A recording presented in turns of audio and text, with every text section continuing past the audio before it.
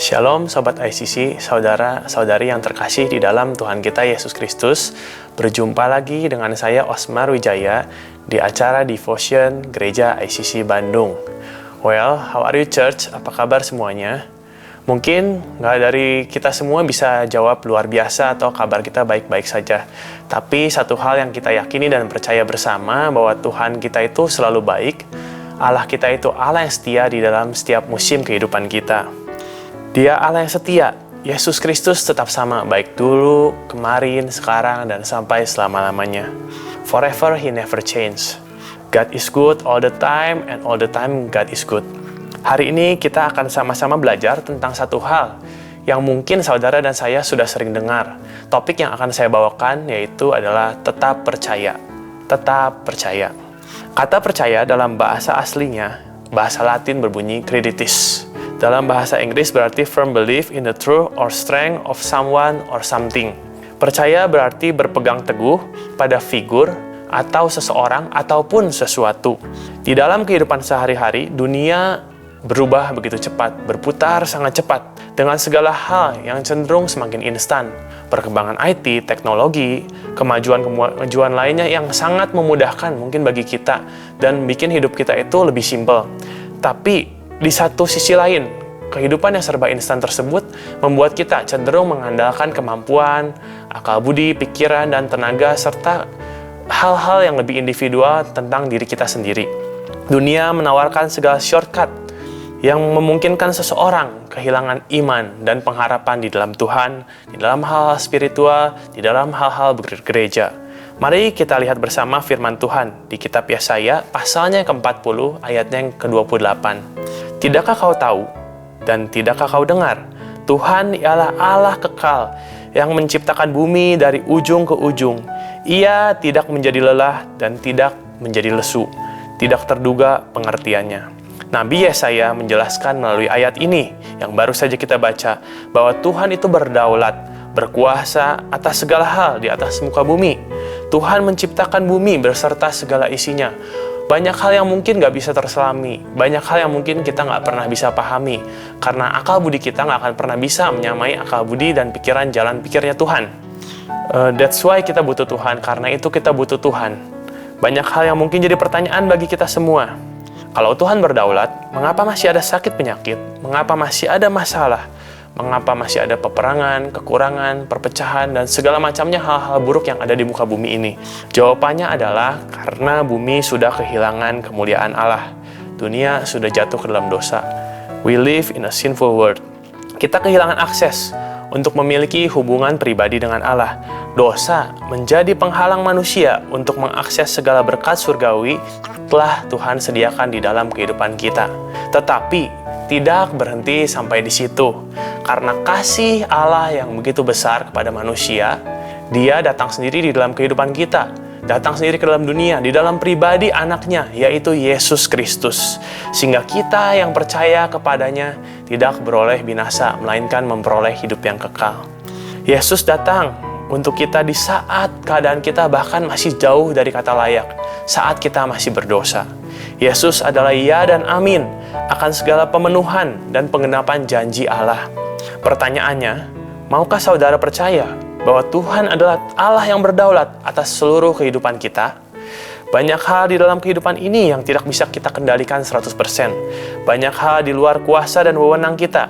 Beberapa aspek kehidupan sangat banyak, misalkan relationship, financial, masa depan, keluarga, pekerjaan, investasi, dan banyak hal lainnya yang tidak bisa kita kontrol. Manusia paling suka dengan kata kepastian. Padahal di dalam kehidupan tidak ada yang benar-benar pasti. Yang benar-benar pasti adalah perubahan itu sendiri, dan bahwa tidak ada yang abadi di dunia ini selain kekekalan di dalam Tuhan. Manusia cenderung ingin mengontrol semuanya dengan tangan dan kekuatan kita sendiri. Karena itu, manusia sering mengalami kekecewaan, depresi, stres, bahkan masalah gangguan mental, karena ekspektasi tidak sesuai dengan realita. Tapi firman Tuhan mengingatkan kita di kitab Filipi, pasalnya yang keempat, ayatnya yang ke-19. Allahku akan memenuhi segala keperluanmu menurut kekayaan dan kemuliaannya dalam Kristus Yesus. Allahku akan memenuhi segala keperluanmu menurut kekayaan dan kemuliaannya dalam Kristus Yesus. Yesus adalah sumber, Yesus adalah jawaban, Yesus adalah segalanya. Dan segala penggenapan janji Tuhan, segala kemuliaan Allah dinyatakan di dalam pribadi Yesus Kristus. Tuhan memberikan kita dua tangan, Tuhan memberikan kita satu kepala. Kita adalah manusia yang memiliki banyak keterbatasan. Mampukah kita dengan kedua tangan kita, dengan segala kepintaran ataupun apapun itu, menggenggam seluruh aspek kehidupan, mengontrol semuanya dengan hikmat kita sendiri? Maukah kita melepaskan dan belajar berserah diri kepada otoritas Tuhan dengan segala ketidakterbatasannya? Saya akan bacakan kembali firman Tuhan dari kitab Yesaya, pasalnya ke-40, ayat yang ke-29 sampai 31. Dia memberi kekuatan kepada yang lelah dan menambah semangat kepada yang tiada berdaya. Orang-orang muda menjadi lelah dan lesu dan teruna-teruna jatuh tersandung. Tetapi orang-orang yang menanti-nantikan Tuhan mendapat kekuatan baru. Mereka seumpama Raja Wali yang naik terbang dengan kekuatan sayapnya. Mereka berlari dan tidak menjadi lesu. Mereka berjalan dan tidak menjadi lelah. Tuhan tidak pernah menjanjikan kehidupan yang serba mudah ataupun instan di dalam kehidupan kita. Yang Dia janjikan adalah penyertaan. Mengapa demikian? Karena kita diciptakan serupa, segambar dengan Dia, imago Dei. Kita adalah rekan sekerja Allah, dengan kata lain mitra atau partnernya Allah. Untuk apa? Untuk hidup sesuai dengan panggilan dan kehendak Dia. Hidup berkemenangan, penuh berkat, dan juga kebaikan Tuhan. Tetapi tidak berhenti sampai di situ saja. Tuhan rindu kita menghidupi panggilannya, menjadi berkat dan berdampak bagi banyak orang, dan berbuah banyak bagi kerajaannya. Dia memberikan kekuatan yang baru kepada kita setiap hari. Bagaimanapun kondisi kita saat ini, mungkin ada saudara yang mengalami struggle, masalah di bidang relationship, di bidang keluarga, kesehatan, finansial, ataupun apapun yang sedang kita hadapi. Tuhan mengingatkan kita untuk tetap percaya, tetap percaya. Kitab Mazmur pasal yang ke-27 ayatnya ketiga berbunyi, sekalipun tentara berkemah mengepung aku, tidak takut hatiku. Sekalipun timbul peperangan melawan aku, dalam hal itu pun aku tetap percaya.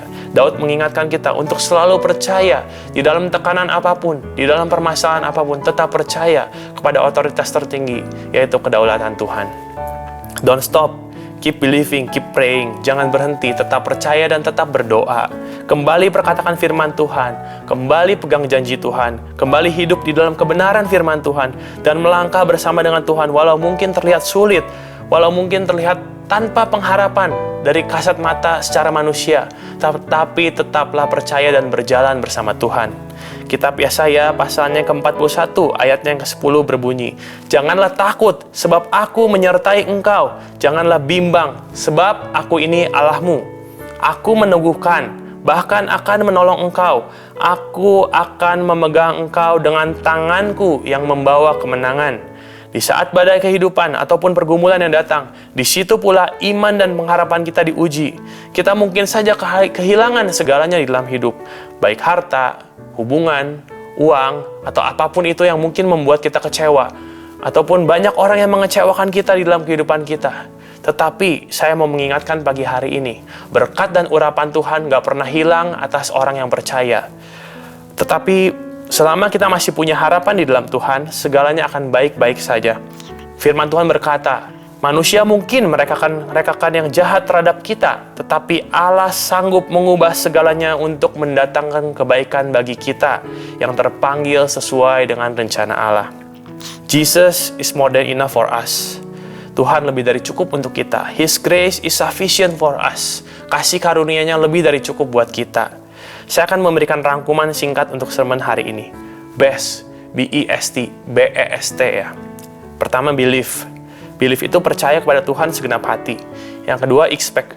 Selalu berharap kepada Tuhan. Yang ketiga, surrender. Selalu berserah kepada Tuhan. Yang ketiga, talk. Perkatakan janji dan firman Tuhan di dalam doa dan ucapan syukur. Believe, expect, surrender, talk. Satu ayat penutup dari kitab Amsal pasalnya ketiga ayatnya yang ke-5 sampai ke-6. Percayalah kepada Tuhan dengan segenap hatimu, dan janganlah bersandar kepada pengertianmu sendiri. Akuilah Dia dalam segala lakumu, maka Ia akan meluruskan jalanmu. Pertanyaannya, maukah kita sama-sama belajar lebih lagi percaya kepada Tuhan dengan segenap hati, bukan hanya dengan akal pikiran kita sendiri? Saya akan tutup devotion pagi hari ini dengan doa. Marilah kita berdoa. Tuhan, terima kasih untuk waktu yang Tuhan telah berikan, untuk kesempatan yang Tuhan percayakan, di mana kami bisa belajar mengerti tentang firman Tuhan, tentang bagaimana untuk lebih percaya lagi kepada Engkau. Biarlah kiranya setiap jemaat gereja ini terus hidup di dalam pertumbuhan, dibimbing oleh Roh Kudus untuk memiliki kepercayaan yang lebih lagi terhadap Engkau, bahwa Engkau ada Allah yang berdaulat atas kehidupan kami, Engkau ada Allah yang setia, Engkau ada Allah yang baik, dan Engkau ada Allah yang tak pernah meninggalkan. Tutup bungkus kami semua di dalam kuasa darah Tuhan Yesus, untuk setiap apapun masalah, untuk setiap struggle, kesulitan, permasalahan apapun itu Tuhan yang mungkin jemaat sedang hadapi. Aku berkata di dalam nama Tuhan Yesus Kristus, kelegaan, kelepasan, kesembuhan, terobosan terjadi saat ini. Biarlah berkat, damai sejahtera, sukacita yang berasal daripada Allah Bapa di surga, di dalam nama Tuhan Yesus tercurah atas kami semua. Terima kasih Bapa yang baik, di dalam nama Tuhan Yesus kami berdoa dan mengucap syukur. Amin. Terima kasih atas kesempatannya. Sampai berjumpa di acara Devotion Gereja ICC berikutnya. Shalom, Tuhan memberkati kita semua.